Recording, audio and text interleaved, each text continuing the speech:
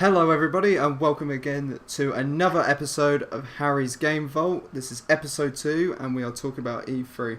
Today, we have co-host Matthew Lewins, and we have a guest as well. His name is James Hamley of James's Gaming Thoughts. So, James, how are you today? Great pleasure to be here. Buzzing. It's great to have you on James. We've known James for a long time now, since high school, actually. So it's really good to have you on to talk all things gaming and especially E3. So I'm going to just jump straight in here and ask you guys as a whole, starting with you, Matt, what did you think of E3? I thought E3 went really well. I think it's the best E3 we've had in a long time. Like we've had there are so many good games coming out this year and the start of next year. It's super exciting. And James, what did you think? Thought this was a really solid year. I'm slightly worried about how my bank account's going to fare sort of come autumn, but Don't worry, a lot we'll of cross that bridge when I get to it. a lot of us are going to be feeling that, especially we're going to be diving in deep with all the 60 quid games and that are going to be released. There are some absolute bangers that went out today, or in the past few days at E3, because we've now done all the major press conferences. And the final one was with Nintendo's, but we didn't really pay attention to them, let's be honest. They're actually quite quiet usually now with E3. It was announced a few years ago that they weren't really going to be doing major press conferences at E3, so we've had the big lot now, and we're actually going to go into the top 3 games that each of us thought. So these are our opinions. If you actually have a difference of opinion, leave it down in the comments below, and also ask us questions either on my website harrysgamevault.wordpress.com, or leave it in the comments here on YouTube asking us questions or your top 3, just anything to do with the podcast, and as well join our Discord. So Matt, I want to hear your top 3. Let's go. Okay, well, probably the third game I'm most excited for is probably one I didn't see coming, which is Wolfenstein Youngblood. Now, I can talk about the Wolfenstein games for hours. I absolutely love these games, and this one seems to be a spin-off from the main series, which they've said is going to be a trilogy, so probably going to come out either next year or the year after. But this game is going to be a co-op experience, basically, with the Wolfenstein formula added into that, which I am so ready for, because both of the first 2 in this trilogy have been outstanding, so I cannot wait for that. Second sort of favorite game for me was Skull and Bones, which is another one I wasn't really looking at going into E3. But after seeing that trailer, I'm absolutely loving it. It's basically it's just the Assassin's Creed ship combat as a full game, which you can't really do much better than that. It looks amazing. Plus, added into that, it won't have the same problems as what game is it? Is it Microsoft Sea of Thieves you're thinking of? Sea of Thieves, that's what I'm thinking of. Yeah, Yeah, because that game had very little content, and this game's made by Ubisoft, who always have content in their games. I was gonna say, Skull and Bones also to me looked very appealing. And I was watching the trailer through and watching Ubisoft's press conference, and I thought, well, this is just a lot better than Sea of Thieves. What have Microsoft done here, to be outplayed by Ubisoft? Like, what have they done? It's a lot more polished. It looks amazing. The graphics look amazing. And it's Ubisoft, so there will, of course, be tons of content added onto that. Because there always is. James, I'd like to get your opinions on this, because you wrote a piece on your website about Skull and Bones, and I'd like to hear what you think. I did, actually. I think it looks great. I really like this emphasis that they've got on the whole choose whether you're going to be allies or foes. So it's kind of like you can ship you've got to come up against, then you have to choose whether to team up and go for the loot together or just take each other on, as gamers usually do. Well, as we saw in the trailer as well,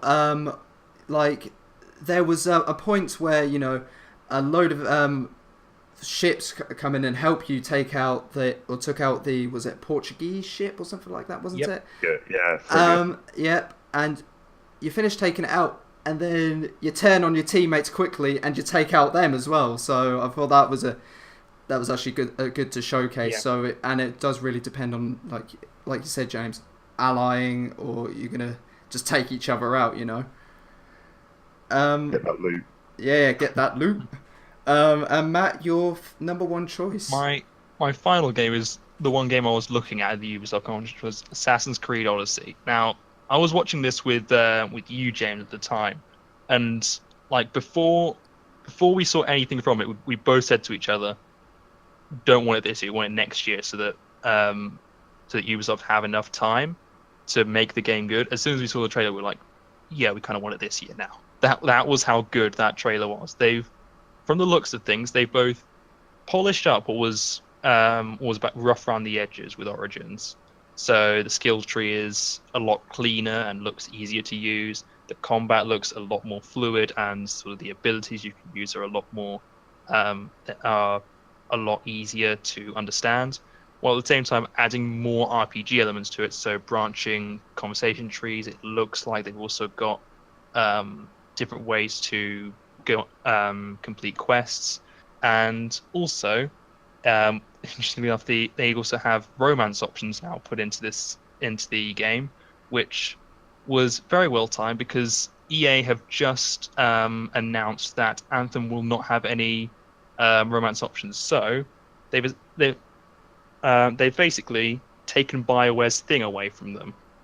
They've taken BioWare's thing of just a big RPG, and they've just said, "Yeah, that's ours now. Thanks for that." And made it theirs in Assassin's Creed, which I am loving. Plus, the setting is amazing. What I will ancient Greece looks awesome. What I will say about Odyssey is I like the ability that you can actually customize yourself. So you can either be the male protagonist or the female protagonist, and that's actually something we actually haven't seen in an Assassin's Creed game. You can correct me if I'm wrong, because I really haven't played Assassin's Creed since 2, which I really enjoyed. Well, they did have Syndicate, where you could play as either a male or a female character. Yeah. They were both like two separate people in your main campaign. So this is the first one where you have one protagonist who can be either male or female. Yeah. Like I said, I really enjoyed Ubisoft's press conference as a whole, and Assassin's Creed really just wrapped it up. Seeing the new Odyssey gameplay, and it's actually one that I might consider getting myself. I know that this is the second year in a row that they've done an Assassin's Creed game after Origins last year. Mm-hmm. But I just hope we don't go back to another yearly formula of Assassin's Creed, because we know how that panned out last time. Well, that was the worry that I thought before I saw the trailer and before I saw the gameplay of it. But the gameplay does look sufficiently different, and there does seem to be a lot more to do in the game to make it say, okay, this isn't just Origins repackaged, which is what the old Assassin's Creed did end up becoming. Exactly, and that's why I got frustrated and bored with the series after 2. I mean, I did have Brotherhood and Revelations, and I just wasn't a fan. I couldn't get into them for some reason. I didn't stick with them to find out, because I just got instantly bored of them. But yeah, definitely Assassin's Creed Odyssey looks like I definitely want to pick up. What is it? Spartans versus Athenians, isn't it? So that's when it's set, mm-hmm. which is great. It's another new period of time. So we obviously had ancient Egypt last year, so definitely new setting. Will be looking good. Looks really good. Right, let's move on. James, your top 3. Please give us your number 3. So, in third, I know you guys aren't big fans of EA. You know, I listened to your one last week, and you weren't big on them. But their conference wasn't going well. But then I think Anthem's come in, and it's definitely lifted it up. Yeah. So I like the look at this. So, it's. Oh, go on. I was going to say, why do you think? Because I've got a couple of things to say about Anthem. Why do you think EA's had all of their hopes on this Anthem game as well? That's what it looked like to me. think, BioWare, they're trusted developers. Dragon Age Inquisition, and we won't talk about Andromeda, but the Mass Effect series before that was of a very high standard. Now,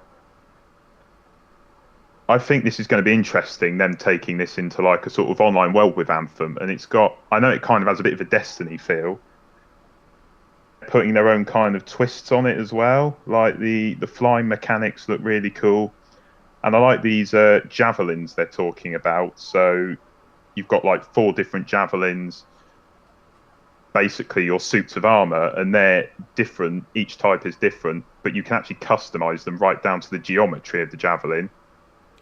Which is I think nice. this kind of... Which is nice. I like the customization options of the javelins. You can actually make them your own. I don't... And this is the thing with EA as well, because it looks like that they're not sticking with their loot box, thing anymore. I think they've realised their mistake with Star Wars Battlefront 2, and now that, every EA game is not going to be like it was. However, there is still elements of purchasing in it, which is cosmetics only, but, Fortnite does it at the moment. So I think it's still that's a winning formula, only to go with cosmetics and nothing to do with the gameplay. I feel like with microtransactions, I'm not bothered by them as long as they don't affect your actual in-game progression, like as we saw with Star Wars Battlefront 2, and obviously that exploded on EA, and it lost them a lot of money. Now they're trying to, yeah, it did, and now they're trying to sort of come back from that. And I mean, we're going to talk about Battlefield 5 later, but it's a really interesting topic on how EA are trying to deal with controversy that they're facing. Yeah. Right, James, what's your number 2? So, I mean, Matthew knows this because I recommended him the first Tomb Raider game, but I absolutely love the Tomb Raider franchise. So, Shadow of the Tomb Raider, completing Lara's sort of it's going to be so interesting. Like Rise of the Tomb Raider, there was a bit of a thing about it where it was Xbox exclusive to start with, and I was gutted about that because I love this franchise. But they bought it out on PS4, and as a collection, I think it's one of the best games you can play on the console right now. Even so, it's just going to be... How high do you think the hype is for this game, knowing that the Tomb Raider film came out earlier this year? I don't think it's as high as it should be, because Square Enix, they don't tend to get that much hype around their games. Like, when Naughty Dog release, like, an Uncharted game, the hype surrounding it is just incredible. And I mean, rightly so.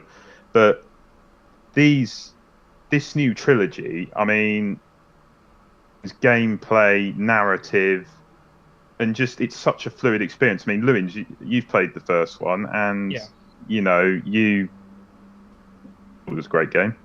Yeah, even for because I've only played the first game of the series, so, and even that the gameplay was very smooth. It was very well thought through. Like, even though it had a lot of quick time events, they were very seamlessly put into the game.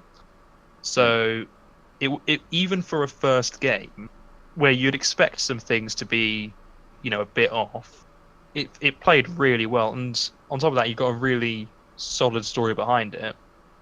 It is a very good game, and from what you've said, as a series, it works really well together. Sort of add to that as well. Like, I think Lara is one of the most likable sort of video game protagonists there is. I mean, rivaling Nathan Drake. I would say yes, she's one of the most likable, but I think I'd also say she's one of the most well known. I mean, let's not forget that Tomb Raider has also had films in the past featuring Angelina Jolie, so she's definitely one to be recognised, I'd say. Definitely, she is a really big hitter in the video game industry, but the dynamics have done, and I can't wait to finish the trilogy off. So it's going to be good. I get that. So, James, what is your number 1 pick from E3? So, I love Bethesda games, Bethesda Game Studios in particularly, but 76, and it was kind of like this online sort of rumours coming out. It was kind of like a Rust style base survival game. I wasn't that excited, but at the Bethesda E3 conference, Todd Howard, he's just come in, he's worked his usual magic, and he's got me hooked. I mean, now presentation of the what I will say, fantastic conference, Bethesda. What is it, 4th year now in a row that they've done it, 4th year in a row, and they've absolutely nailed it. The Todd Howard bit at the end made up for what was actually kind of a lackluster start.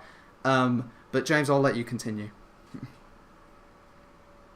Slightly controversial opinion, because I know Harry, the Sony conference, but I think the reveal of Fallout 76 was the best at E3. I think it combined humour, it was intelligent, and it made you want to buy the game. It looked at all these different mechanics, like something we hadn't heard about before. You can actually nukes in the game and blow up other people with them, and what I will constantly. What I will say, James, is that I would say it out of any game at E3, even the Sony ones, I believe it had the most screen time and the most out of any of, like I said, any of the other games. I think it had about 20-25 minutes, maybe pushing half an hour at most, for maybe just Fallout 76, or at least I know for what being Todd Howard on stage. But I don't know.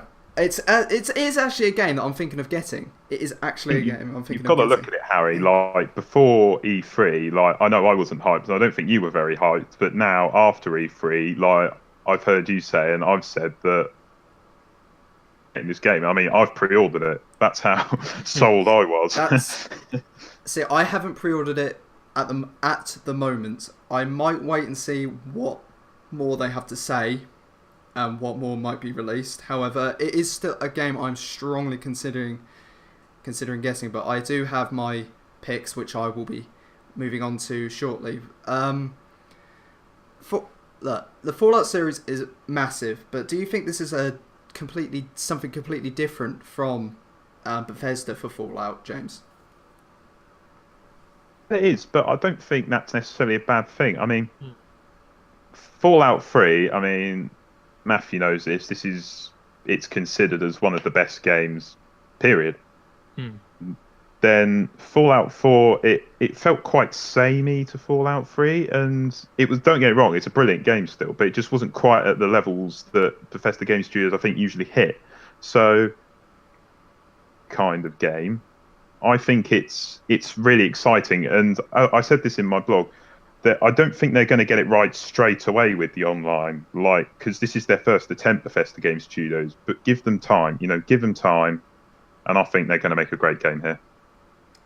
Very passionate about this game. I can tell, and I know you are very passionate about Bethesda games. You've loved them since. Actually, I don't know when you've loved them since. Are we going back to Skyrim? Since the first incarnation before of that. Morrowind, are we going?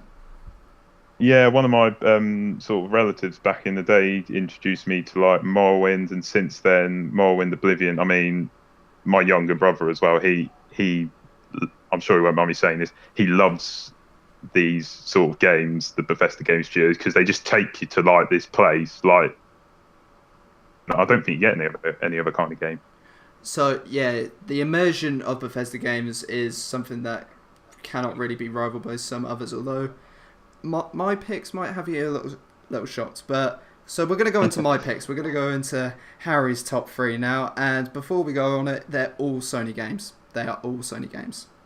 I absolutely love PlayStation, and you're not going to be able to change. You can't change my mind. So, my number 3 pick is Ghost of Tsushima. Now, before E3, we knew barely anything of this game. Nothing was released, really. They just, we knew Sucker Punch were making a game, and it was called Ghost of Tsushima. Sucker Punch are actually one of my favourite studios, because they made the old Sly Cooper series, and they don't have that anymore because they sent that to Sanzaru Games. But they also produced the Infamous series, and Second Son is my favourite game. Second Son, I platinumed that game because I enjoyed it so much. But But Ghost of Tsushima is something completely new for Sucker Punch. We're now actually going back in time. Like the trailer, we saw a lot of gore, a lot of blood, samurai stuff. It looked amazing. Matt, I know you'll go on to talk about this in a bit, but what was it about Ghost of Tsushima that like had you hooked? I'd say the smoothness of the combat. So a problem with with a game like that is often that it feels very clunky. That you've got combos that you just kind of use one, step back, use another, step back. But that it seemed very well knitted together, the combat, and obviously it was just sort of a very short gameplay demo, a vertical slice of just what they wanted to show. But if the rest of the game is half as good as that, then it looks amazingly well put together. I think Sucker Punch will be onto a winner with that game. It has the graphic and detail as the likes of a Naughty Dog game, even. I would go as far as saying that. It's maybe not one I'm going to pre-order. It's maybe one I'll wait and see what the reviews are, and then I will make my decision. James, I don't know if you're actually interested in Ghost of Tsushima. I mean, I'm going to be honest, I haven't really played like a Sucker Punch game, but I think this looks like I do love historical setting games, you know, Assassin's Creed, I've loved that, so I'll definitely be willing to give this a try when it comes out. Good to hear, good to hear. So we're now going to move on to my number 2 pick, Marvel's Spider-Man. E3 last year, we saw an incredible demo, in my opinion. And I saw a lot of fans complain about QuickTime events and stuff like that. We move on to quickly this year's one. We get 5 antagonists. Yeah, 5. I did write them down on my blog, so go check that out. But I was really excited by the look of the combat. Like, there's so many ways that you can defeat enemies in this. Like, not just using web slinging and that. Like, you can just go up to people, and it looks just... Insomniac have done really well. That's all I will say. Insomniac have done fantastic in this game. From the creators of Ratchet and Clank, you know, as well. James, I know you're also excited about Spider-Man, so what do you think? As I say, my bank account's taking a bit of a hit 'cause this is another one I've actually pre-ordered. I think like the PS4 Ratchet and Clank game was a blast to play, and from what I'm seeing, this one again looks like a blast. I think there was that thing about QuickTime events, but you know, as the Tomb Raider example, if QuickTime events are done well and seamlessly put into the game, then they can actually make the game better in a way. So you just got to see how they pull it off. To be quite honest, I'm not too bothered by QuickTime events. I really am not bothered. Matt, what's your opinion? What do you think about QuickTime events in video games? QuickTime events, they can be used well, but if there's an overabundance of them in a game where they're just used to replace gameplay, that's where you have a problem. Like, was it Shadow of Mordor where you had a final boss battle which was a QuickTime event? Yes, which is just that was terrible. That was terrible. I played that. That is about as bad as it can get, and that was a good game as well. It's like, and that gets let down just from developers going, we have to make something epic. We can't really do that through our gameplay, so let's do it in a QuickTime event, and it's just lazy. But so long as there's not that sort of reliance on it, then I don't really have a problem with QuickTime events. Also during E3, I think the day after Sony's press conference, and it actually just straight after the press conference, they actually showed some open world of New York. It looks massive. It looks absolutely massive. And so it's something completely like, you know, we get to play as Spider-Man. We get to go all over New York City, essentially. They've put a lot of detail into it, and I cannot wait for this game to come out. So I think that's going to do it on my Spider-Man there. My number 1 pick, and I am so excited for this. The Last of Us Part 2. If you didn't listen to the first podcast, go listen, because that's also worth a listen. I had actually recently completed the first Last of Us, and I've got to say, that is my new favourite game. That was my new favourite game at the time. It was fantastic. Well written, graphically amazing. James, Matthew, I know you've both. I know James, I know you've played it. Matt, you've watched gameplay of it, and you've seen everything about it. What do you think of it, of that game? Like, James, what did you think of the first game? In my top 5 games, I mean, it has like this kind of grit to it, like even in right from the story right down to the combat. But then you just get like these. It's Harry, like the bit with the giraffes in the first one. Yeah, spoilers. Just like, you just suddenly come across like this group of giraffes, and it's just this beautiful moment, and it's like where Joel and Ellie are bonding, and it's just great seeing this relationship between Joel and Ellie go from, because not really willing to let people in, but as the game goes on, yeah, obviously we know of Joel, like of what happened to Joel at the beginning of the game, and so we can see why he was cold to Ellie, but their bond really grew. I mentioned it in my first podcast actually, that of the growth of Joel and Ellie going through. But now we come to The Last of Us Part 2, and the first thing we see is of Ellie in a disco with, she's obviously made some new friends. Shared a kiss with another girl, so, What did you guys think of that? What did you guys think? Matt, we'll start with you. No, we'll start with Matt. No, you're right. I thought it was really well done. I thought it was a really good. I love those transitions. Incidentally, from that to the game to the gameplay, I love the way that it was done. Oh, absolutely, and fantastic.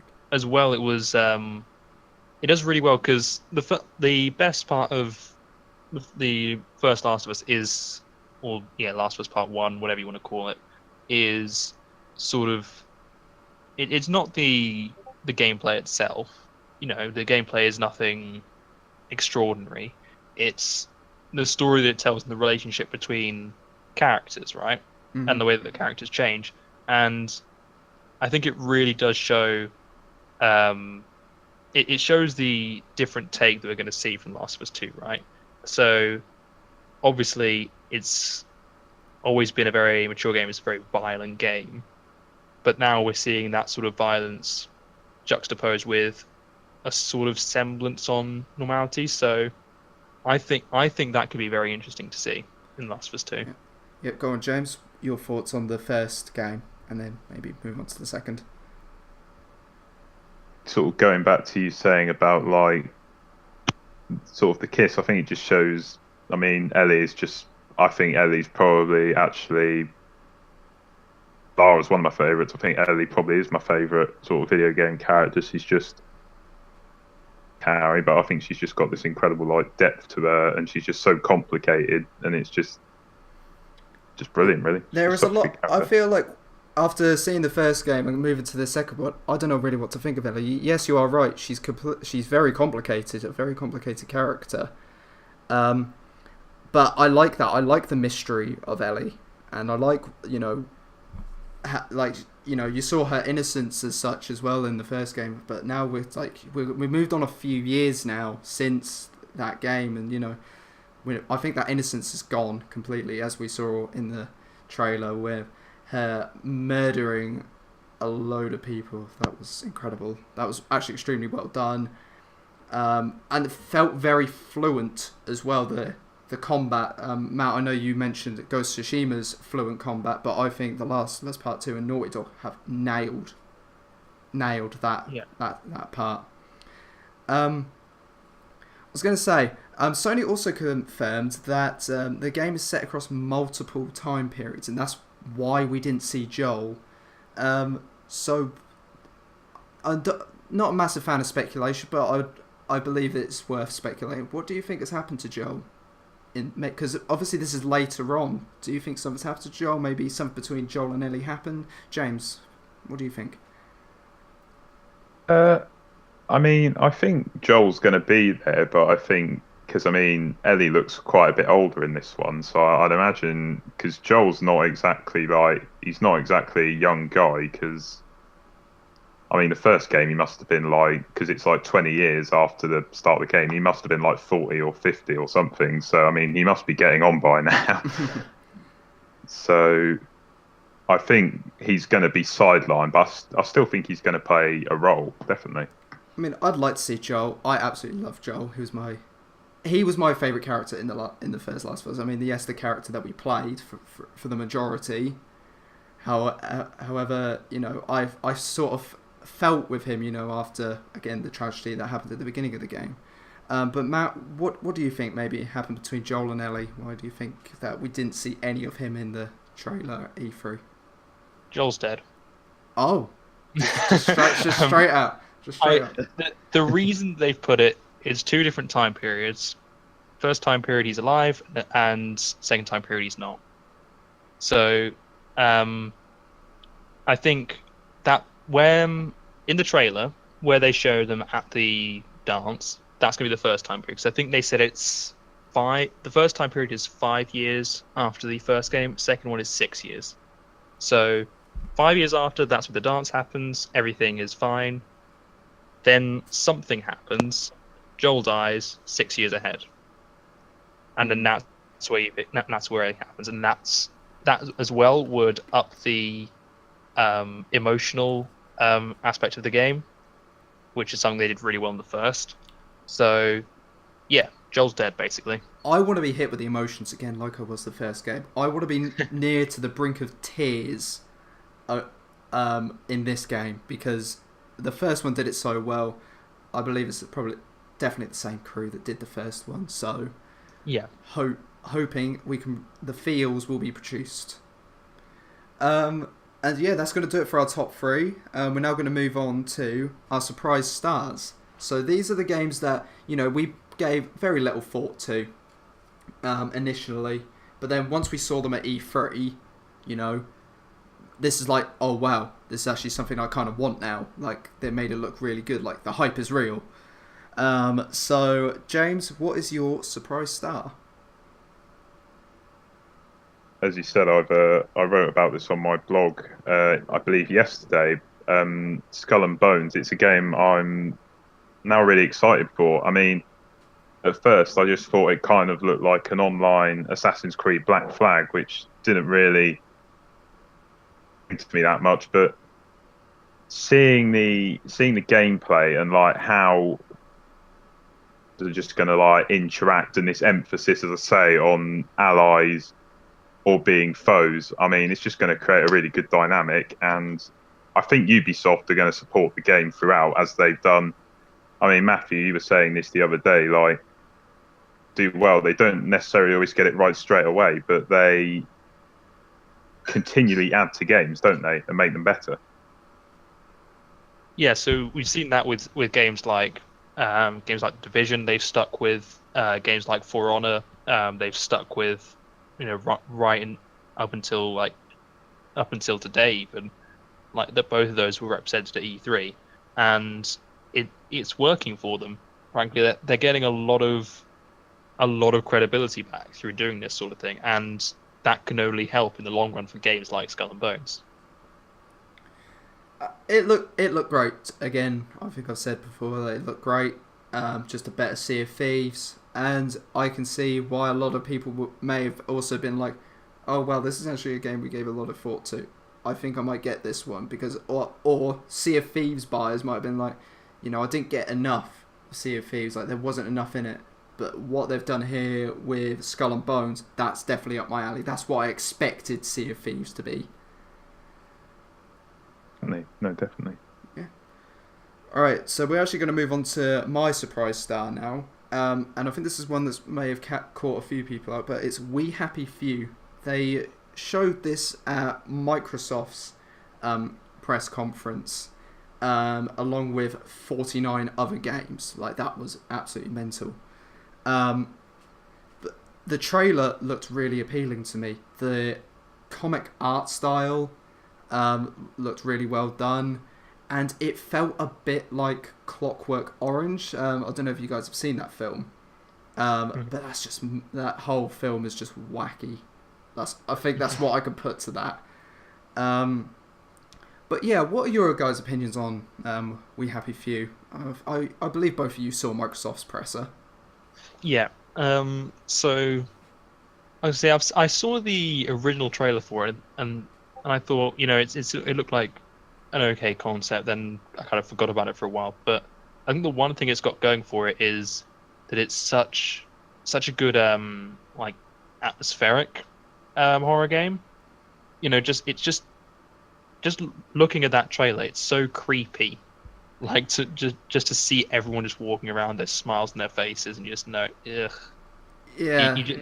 It's so creepy. Which, I mean, a lot of horror games will just say, we'll throw some jump scares in, we'll make it dark, we'll make it creepy. But by having it, by being the opposite of that, is kind of it works in its favor. I think it's going to be really good. I believe it's going to be creepy, not like you said, with jump scares in most horror games being like the occasional thing. Like they do get you. I think this game is going to be scary all the way through it.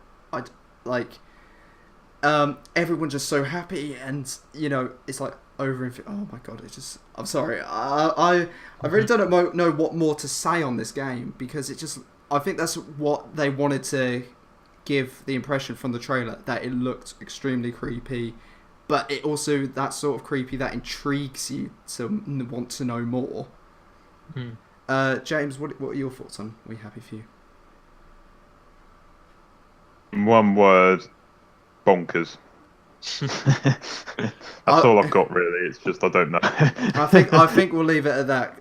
It's a game that's actually coming out relatively soon. Actually, I think it's supposed to release on the 10th of August, so it might be one that I'll pick up. We don't know, because it's got early. I think it's on released on an Xbox One first, because they've got Compulsion Games are one of Microsoft's new studios that they acquired to develop their exclusives. However, this one is being released on the PlayStation 4 at a later date, I believe, but don't quote me on that. Matt, then, your surprise star.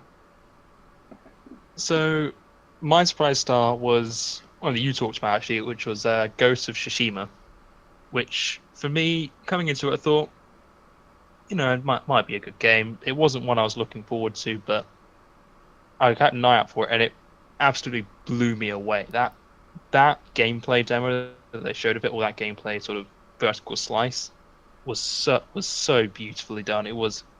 Combat was super smooth. They got graphics which look outstanding, like really, really good. And also, what also quite sort of piqued my interest quite a lot was a lot of hints towards an expanded sort of lore and sort of world building, which will really help, because a lot of the times games like these will play really well, but then you just don't really care about it. You don't have a sort of relation to the character or to the world that you're fighting in. Whereas it doesn't seem to be a problem with this game. So yeah, I mean, that's probably going to be a pre-order for me. Like from not really paying attention to it being a pre-order in just one demo. Well, from not really knowing anything about it, like I said before E3, I think only really the title, a bit of artwork was released for it or known, and then we get this extremely good trailer and gameplay footage, and then all of a sudden a lot of people are hooked. I'm already hooked on the character Jin. I want to know more about what he's about. And yeah, James, any final thoughts on Ghost of Tsushima? Be a little bit controversial, is that? Go on, yeah, go ahead. Go for it. I thought the gameplay demo. I was slightly reserved in my hype earlier. I thought the gameplay demo was good, but I mean, but a lot of games look beautiful now. I think I just need to see a bit more combat. See how in depth it is. Like rushing out to get it. That's just say my opinion. So I understand how and a lot of people will be reserved and have the same reservations as you, but I would trust Sucker Punch, I absolutely put 100% faith in them. So that is why it's a game to watch out for. I wouldn't get it straight off the bat, like I've said before. I wouldn't get it straight off the bat. I'll wait till reviews, and then, maybe it might get a drop in price. But it will be one that I definitely pick up for my PlayStation. Right. And that's it for Surprise Stars. Now we're going to move on to a little bit of a negative note. The games we didn't really see enough of, or didn't see any of. And we all agreed on these 2 games. So we've got Red Dead Redemption 2. Now, we didn't see anything. Absolutely nothing. Zilch.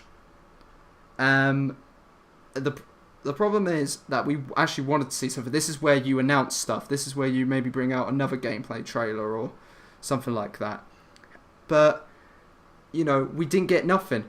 So, why did Fallout 76, they released a trailer prior to E3. They released a little teaser trailer, and it was at least something. Rockstar did the same with Red Dead Redemption 2, but they didn't release anything. And then we get what we had at Bethesda's conference with Fallout 76. Like, guys, why did you think Rockstar decided to bring anything to E3 with them? Yeah, that. It does worry me a bit, because the only reason I can think of, there's 2 reasons I can think of. One is that they're going to release something in the next few days, so it doesn't have any competition, which could tell me that they're not entirely confident in it. They're not confident in it being able to stand out amongst the crowd, which is worrying.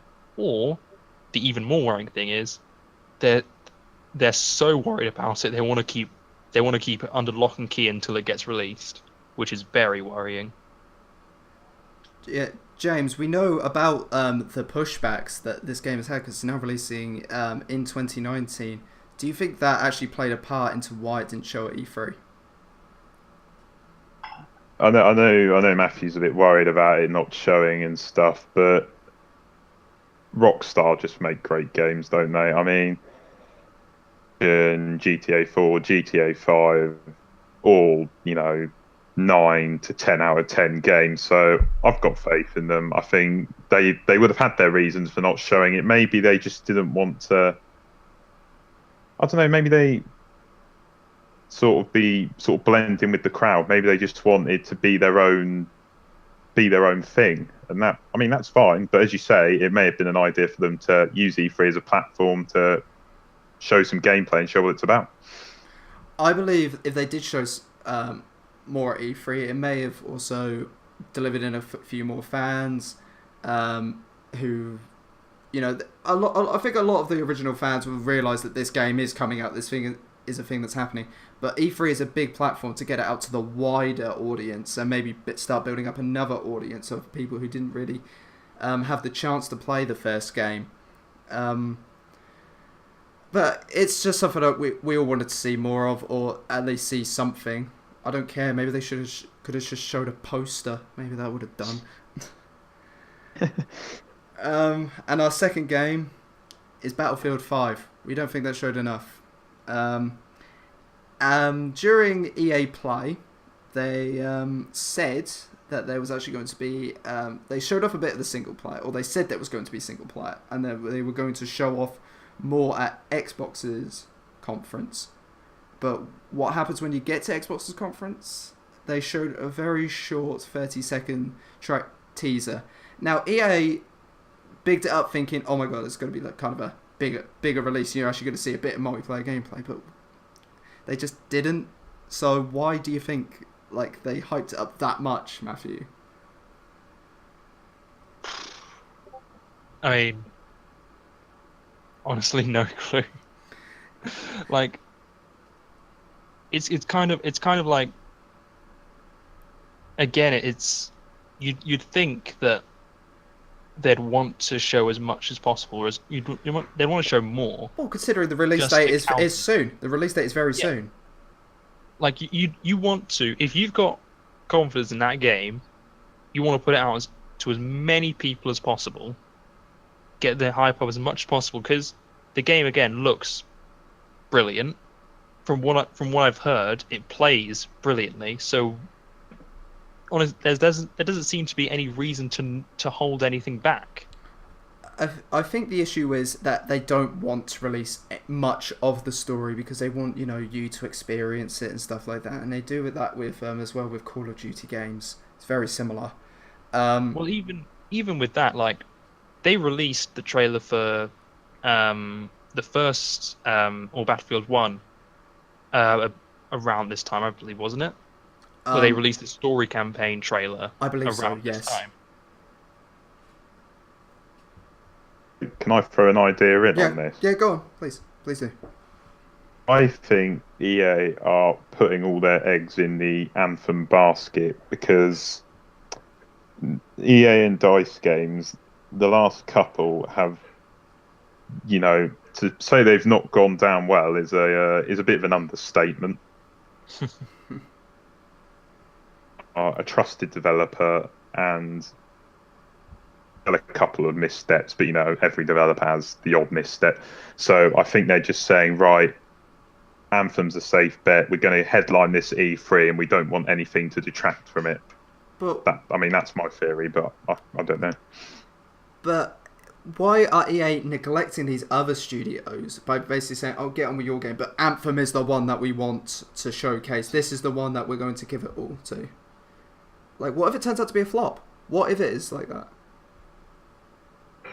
Yeah, I mean, it's a risk, but I'm not saying Anthem is going to be a good game. I mean, EA don't know, but EA know that BioWare have a solid track record and people like their games. I mean, I think Matthew will probably know a bit more about this than me, but Mass Effect 2, which obviously was made by BioWare, is seen as just one of the best games probably from the last decade. So, yeah, there is. Like, I've played the Mass Effect games. I even played Andromeda. I even liked Andromeda. That's how much I like BioWare. Is that I seem to be the only person who actually likes playing Mass Effect Andromeda. But yeah, it is a massive risk to do this. And you could. I still think that you could say, okay, we're going to give most of our time to Anthem. We're going to put all of our sort of, or we're going to put most of our marketing towards that game. That doesn't mean that you show as little as you have for such a big series as Battlefield. You know what I mean? It feels like with Battlefield, they kind of left it's like a little side thing that's kind of happening now. It's like, yeah, it's happening. It's our yearly thing, like with all the other sports games and that. I think that's what's happening with Battlefield. It's now becoming like one of those yearly things, and that's why they're just like not so bothered about it. But Anthem is like something completely new, something we haven't seen before. It's just like, you must get this game. This is what you are here to see. You are not here to yes, we are announcing these, but Anthem is the thing you are here to see. Well, that's quite worrying then, because if that's the case, then they're taking their customers for granted. In that case, I mean, they're just saying, but EA have done that for years. You'll buy this game anyway. We don't need to show you anything. Well, exactly. I mean, think about FIFA. They didn't they showed, but nothing, absolutely nothing. Like what, a Champions League trailer? That was it. Not entertaining. Sorry, James, I keep cutting you off. It's fine. I think you've got to remember as well, they've got their massive release coming out. I mean, that everyone is so hyped for, of Command & Conquer Mobile, which, I think stole the show at E3. I mean, that was just that was fascinating watching that. And that James is a very good segue into our next section, the worst press conference, because we all thought and all agreed EA Play was the worst. James, yeah, they showed 20 minutes of mobile gameplay, 20 minutes of a match. Like, it wasn't even that entertaining. I could have gone to sleep. I could have made a sandwich in that time, and that's more entertaining than watching some mobile game. Why did they spend so much time on it? Why did they spend so much time on this? It's even worse when you consider that Command & Conquer has always been, or at least it was, such a big part of video game. It's a massive series with a real cult following even today, and they're being insulted by saying, "Well, you're not a real game anymore, Exactly. but we're gonna cash in on your love of the game by giving you this mobile game instead." Exactly. They're just demoting. They were demoting people's loves for this game in the past, and they're just saying, "Oh, it can be easily thrown into a mobile game." That's it. Like, we saw mobile games at E3. Like, let's go to Bethesda. Bethesda have got an Elder Scrolls mobile game coming out, and that looks incredible. Well, even so, that mobile game looks doubly as good as this Command and Conquer mobile game, Because and it's just a stopgap as well. It's just saying, okay, here's your Command and Conquer, here's your Elder Scrolls game for now, but don't worry, we've got something in the pipeline for you. So there's a plan there. This just seems to be like, what can we do really quickly to cash in? Oh, I know, we'll make a Command and Conquer mobile game. all they've seen is the success of Clash of Clans and gone, we can do that, and that's what they've done. Yeah. So yeah, that's enough about the mobile game. Let's not give that too much airtime. Also, we said that there was a lack of gameplay, and I've already alluded to this with. We'll go to FIFA. We'll start with FIFA. They showed a UEFA Champions League trailer, and that was it. Nothing much else. Yeah. What other games? Whether they really didn't show a lot of. I'd say again, like the yearly sports ones like Madden, they didn't show much of. But and then again, they had one of like their esports champions come up on stage in a really awkward sort of move with, or an interview with the was it Pittsburgh Steelers wide receiver. I'm actually I'm quite glad I remembered that because it was such a throwaway bit. I mean, it does come back to the there's a tendency in E3 and these big conferences to just say, to sit out these sort of cinematic trailers, which they can make it look amazing, but at the same time, about 5 minutes later, you realise, oh yeah, we know nothing about what the game actually is. Absolutely. James, I know you're a massive fan of Anthem and of EA's what they're doing with it. But what did EA get so wrong? Just as we've said, they took things for granted. I mean, as a group of friends, we buy FIFA year on year, don't we? Like we pick it up. Honest, this year there's just so many other games where you've got these hungry developers, with all this enthusiasm pouring into their games. I'd honestly rather play those. I think this might actually be, as I've said to you guys, the first year where I don't get FIFA in a long while because I'm just getting fed up. There's just a lack of innovation, and it's just doing my head in. There are indie titles that I'd much rather get over FIFA. Well, it was kind of there were moments at EA's conference where they obviously had a pause for applause for doing the most basic of things. Like when they said, okay, we're not going to have. I think it was a moment when they said we're not going to have loot boxes in Battlefield 5, and they paused for everyone for rapturous applause. They're expecting it. Just like, well done. Yeah. You're not totally ruining your game. Congratulations. They're not totally ruining it. Well, I'm going to chuck something at you that they are. They are chucking something called airlifts into their game. Airlifts. So, they're not calling it loot boxes, they're calling it airlifts. I think it's only cosmetic though, but it's still in the game. It is still in the game. So why can't you have just said, no, we've not got loot boxes that alter the gameplay. We've got these things called airlifts which alter, like, maybe how the gun looks or maybe how your character looks in the game. Why didn't they just say that instead of, just be like, we've got no loot boxes, but we've got these things called airlifts.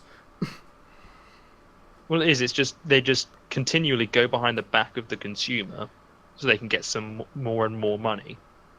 It's like they did not, they're not taking out these loot boxes, or they're not pulling back on the loot boxes. They're not doing that because they want to make the games better. They're doing it because they got bad press. Exactly. That's the only reason. They know they got bad press. Like it, so much so that Belgium are now near enough banning loot boxes. Yep. Which is, That is a massive step. I'll tell you what, that is a massive step, and I hope other countries also see through that. I think the final thought to say is that with EA's conference, it's the same each year. We get the same sports titles. We maybe get one game that is overhyped, and that's about it. I don't know whether you guys agree. I would say. I just Go on. I just kind of wanted to say this was just like a little positive thing. But what was the? Can you remember the name of the game that they announced that's made by that Berlin studio? You know, the little indie one. Oh remember the yes, name off the top of it my head. was Sea of Solitude, wasn't it? Oh, that's the one. Now I don't know much about this game, but I thought that was one of my favourite presentations of a game actually at the conference, because you could just see the passion that this woman had for this game and just how much it meant to her that it was being produced. And always have a go at EA, but I think in terms of this one, you've got to give them a little bit of credit that they've let this woman, you know, fulfill her dream of putting her into the game. I mean, It looks like a really good game, and like I said, I'm actually more, and a lot of people will say they're a lot more excited for that and a little indie title than FIFA 19, Madden 19, NBA, you know, all the main staple sports franchises, because it's the same with their sports franchises every single year. Like with FIFA, they say that they've touched up a few things. They haven't. It's just reskinned. That's all it's done. They've took the previous game, reskinned it, and there you go. It's not enjoyable. I don't enjoy FIFA Ultimate Team as much anymore. I've barely played it this year.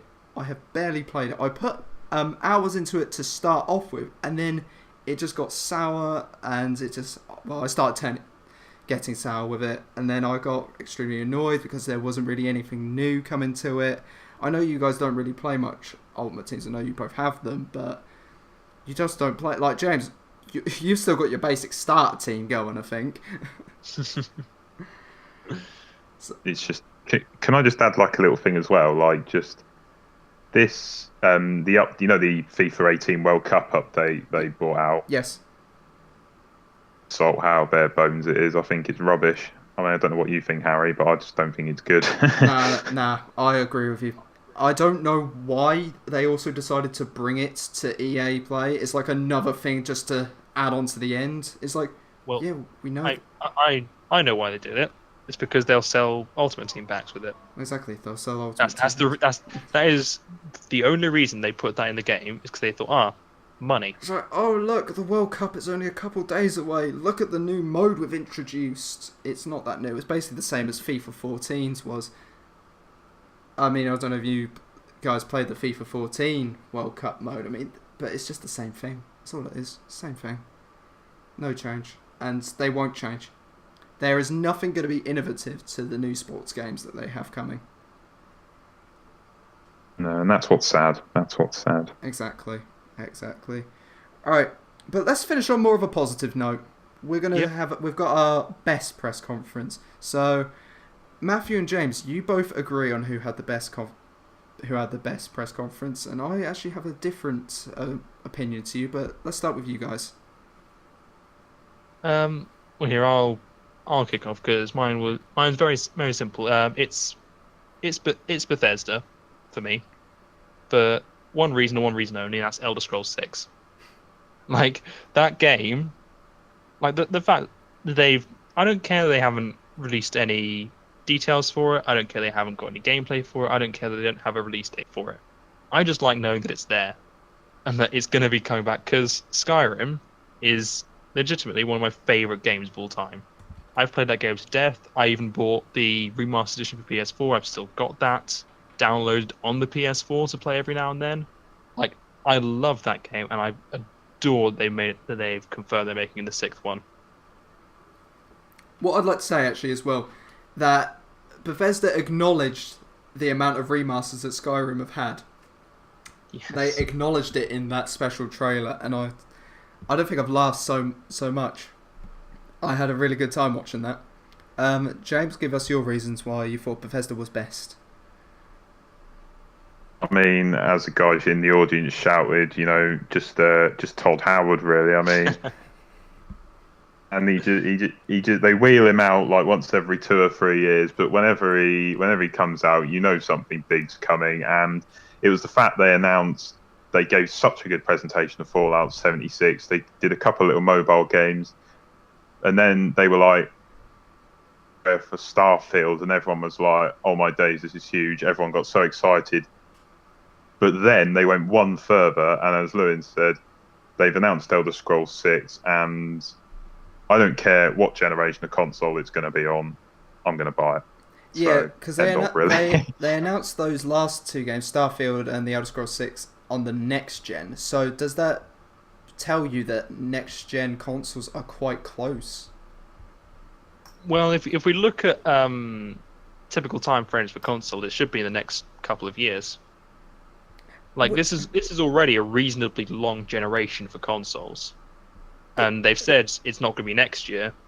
So the next logical step is for it to be in 2020. I don't know about you guys, but it feels weird. It feels weird that I've actually had my PlayStation 4 for going now 5 years. It really does. It feels shorter than that, but I'm guessing that's just because of my age. But I don't know. It feels still so soon that we're getting another generation of console. No, James, what do you think?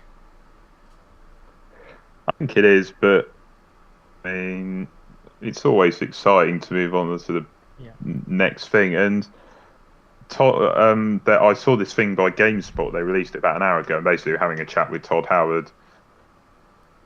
He said in terms of Starfield, he's not actually sure yet. I mean, at the moment, they're just focusing on making the game. And then after that, they'll optimize and see whether they can bring it into the sort of PS4 sort of range of optimization. So, I mean, hopefully they can do that. But if not, I'm sure I'll get a PS5 anyway. So I'll just play it on there. So, I was going to say, do you think they'll do what they did at the end of the PS3 range, transitioning over to the PS4, where they had like The Last of Us release like as one of the last things on PS3? That could be what they do for Starfield. I don't think they'll do that for Elder Scrolls, but no, I don't. I think Elder Scrolls is too far away. I think Elder Scrolls will be in the next 3 to 4 years. I don't know. I'd say for next 3 to 4 years. Not straight away when the new console releases. Again, we have no idea when those are happening.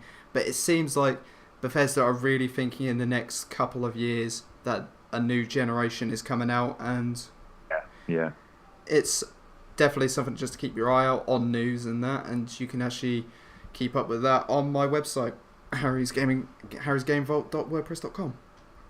So, nice cheeky plug. So you two have Bethesda, and I'm gonna go against you and say Sony PlayStations. Yeah, okay, comments, calm down. Yeah, PlayStation again. Mm-hmm. But they showed that they are the console to beat. That, in my opinion, they showed out of them, Xbox, Nintendo, they are the consoles to beat. Because what they didn't show a great deal of games. Like, they didn't show like 50 games like Xbox did. However, what they did show was a lot of gameplay. Like, I think for the 4 main games, we got I think Spider-Man had about 15 minutes of gameplay. Last of Us had about 10 minutes, and a trailer. Going back to. Oh god. No, right, moving on. Ghost of Tsushima had about another 10 minutes. Spider-Man also had, I think, another trailer. Was that, if I'm not wrong? Am I wrong? I think I'm wrong. And then Death Stranding, it was that also. I think that was just a long trailer, wasn't it? I don't think we actually got any proper gameplay. I'm not sure. I don't think we got any proper gameplay. No. Matt, you'll know. For Death Stranding, there was some. There has been some that's been released. It wasn't at the conference, but it's been released since then. Oh, right, because I think we just got a very long trailer for that one. But they made the trailer to look amazing, and I think Hideo Kojima has done an exceptionally good job with that game. But with PlayStations, they had 2 venues. I don't know if you saw this. So the first venue actually they had was like a tent sort of slash church, as Sean Layden put it. Who, and as they introduced The Last of Us, because they wanted to immerse you in the feel like you're actually here with Ellie from The Last of Us, because that was the first game they shoot. They wanted to make you feel like you're in the disco with Ellie, and that, you know, I don't know what they were celebrating, what sort of thing they were celebrating, because obviously the apocalypse wasn't finished. I don't think it would have ever ended. But they then had an intermission. Now that was something we hadn't seen from any of the other conferences. I feel like if there was to be an intermission, it should have been during Microsoft's. I mean, 50 games, like, come on. Have one at, like, 20 games. Like, announce 20 games, have an intermission, back we go. Because that thing was 2 hours straight. And it was so much to take in all at once as well. Whereas Sony's was just kind of nice and chilled out, you know. We got some nice extended looks at gameplay. We had the intermission, you know, because what they were doing was that they were moving the audience from one place into a big theatre, which they ended up doing. And then showcasing the other games there. I thought at the time as well that they were going to have an intermission for each of the big 4 games, because, you know, we already know that they were very excited to show just the 4 main games, which was Ghost of Tsushima, Marvel Spider-Man, Last of Us, and Death Stranding. I thought they were going to have 4 arenas for that. It would have been a bit excessive, but I wouldn't have put anything past Sony not to do that. However, they did. They kept to the 2. At least they did that. With some announcements in the middle.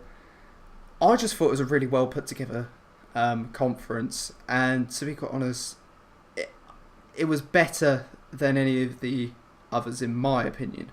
However, a lot of people will actually say that Microsoft had the better conference. I've been seeing a lot of Twitter polls saying, oh, who had the best conference? And a lot of people are saying Xbox. Now, I think that's mainly down to the amount of games that they showed off, and some of like the releases that they've got coming out. But they were 2 hours long, whereas Sony was about an hour and a half, I think, just about. And they still showed a lot of gameplay though. Like, again, Microsoft, they could show short trailers and stuff like that. And I think at one point as well, during Microsoft's, they, instead of announcing, like, going through all 50 games, they actually had one bundled all together and just showed, like, a load of gameplay clips from a load of games, and then just had that as part of, like, their, again, correct me if I'm wrong, is it called Xbox Game Pass? I believe that's what it's called. I think that's it, yeah. Yeah, I think I'm correct. So, and they just showcased a load of games in there. PlayStation, just like I said, nice and chilled out. Just show you some gameplay. Here's a couple trailers. Have an intermission, you know. We're just getting everyone in here. I think they knew that Sony knew exactly what they were doing. Sony knew exactly what was happening. Go on. Well, and as well, a lot of the games in the Microsoft conference, they're going to be on PlayStation as well. Exactly. Now that's what I feel. The games that PlayStation showed were exclusive to PlayStation. Like the 4 that they showed, they're all exclusive to PlayStation. They're not going to the Xbox. Yet Microsoft, we've got 50 games. Probably about 2 or 3 of them are coming to Xbox One only. Yeah, I mean, it wasn't a bad conference. Oh, by no. any means. It was pretty good. Oh, no. Xbox had a very good conference, and clearly a lot of people also agree with that. I just feel Sony's was a lot more laid back, a lot more chilled out. You know, they knew exactly what they wanted to announce. They knew fans would be hyped. And it's the reason they're like one of the last ones to go, because you know that they deliver something good most years. Although I'm a bit sad that they didn't do anything Crash Bandicoot this year. They usually do. I remember, was it last year that we had Sean Layden walking on stage with Crash Bandicoot Shadow. That was brilliantly done. Then they released the Crash Bandicoot Insane trilogy.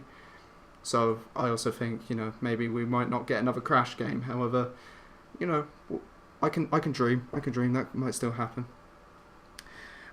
And I think that's all my thoughts. And that's everybody's thoughts, I believe. I think we're done.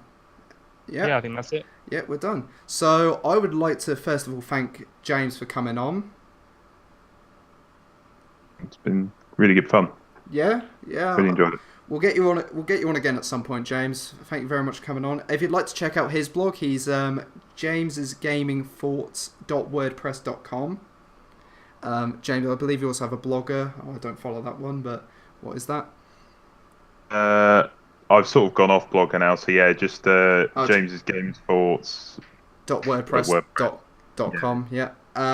You can find me at harrysgamingvault.wordpress.com. I am, and Matthew. Yeah, you don't have a website, but you're just kind of with me here. You're just kind of with me here. Yeah. Yeah. James, you also have a Twitter. You're at JamesHanley5671, I believe. I've got I mean, I don't want to plug, but I sort of put the links to like my blogs there, and like it's something I'm really passionate about. So you know, if you feel like checking out, blog, then that's the way to do it. Yeah, literally, what his site is about is in the website URL. James's Gaming Thoughts. Yeah. So yeah, once again, James, thank you for coming on. Me and Matthew will see you next week. Again, we have no idea what time. Comments, again, greatly appreciated if you leave us some, asking us questions, and we will ask them at the end of the podcast. I'd just like to thank you all for listening, and I hope you have a really good day/night. Thank you.